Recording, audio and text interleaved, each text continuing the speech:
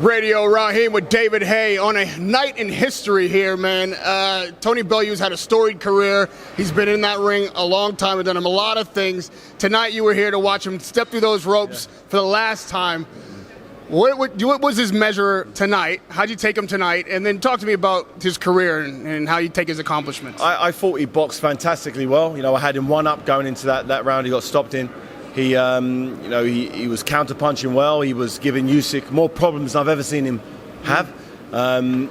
He just wasn't able to hold his form together. He started to unravel as the fight went on. You know, Usyk, a great champion. You know, no one was really expecting Bellew to win any of the rounds, let alone to be completely dominating. You know, a large majority, particularly the round 2, 3, and 4. I had it for Bellew in a big way, but you know, the cream rises to the top, as they say, and you know, Bellew should be very proud of his boxing career. He says he's going to retire from boxing, and you know, he should be very proud. You know, he lost to Stevenson for the light heavyweight title. Everybody wrote him off after that. They said, oh, you can't take a shot, blah blah blah. He moved up to cruiserweight. Everyone said it's the wrong thing. These guys are too big. You know, from 175 pounds up to 200 pounds, it's too much of a difference. But he won the European title, won the world title, and then he went up to heavyweight.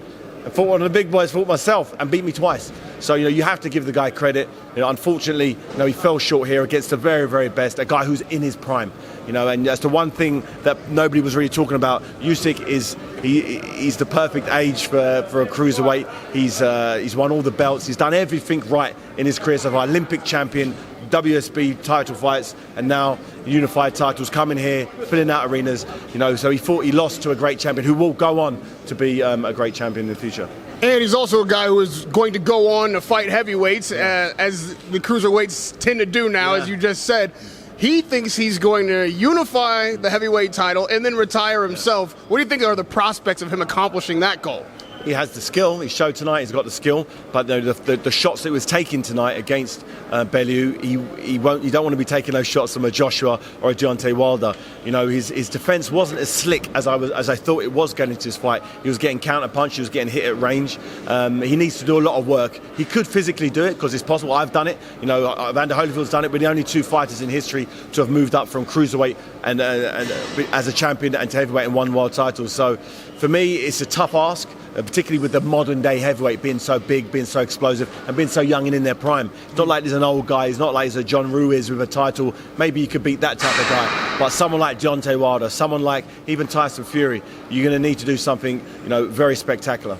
And lastly, the retired champions is an honored club. And once you guys are out of the ring, a lot of times people are able to sell their differences and see each other in a different light. You feel like you and Tony Bellew will have a different relationship now that you've both retired. Yeah, I spoke to him a few times after the fight. You know, me and him are super cool. I was in his change room just then, speaking to him and his family. We all get on great. As you said, we're all boxers. We're all in the sport, and you know, we all love each other. You know, we're warriors, and this is what we do. We entertain the masses. You know, behind closed doors, you know, we all love each other. We all want the best for each other. I was here rooting for him, hoping he'd win the fight. And even talking of grudges, Derek Chisora, you know, me and him had some beef in the past, and now we're working together. You know, I'm managing and promoting him. He's got a massive fight on December 22nd against Dillian Whyte. The epic fight that we had 2 years ago. We got the rematch that everyone's wanted. So I'm in the gym every day working with Derek to get him in the best possible shape to give the Sky viewers another great pay-per-view extravaganza. It's excellent to see you out of the ring smiling and moving on, doing something else to contribute to the sport.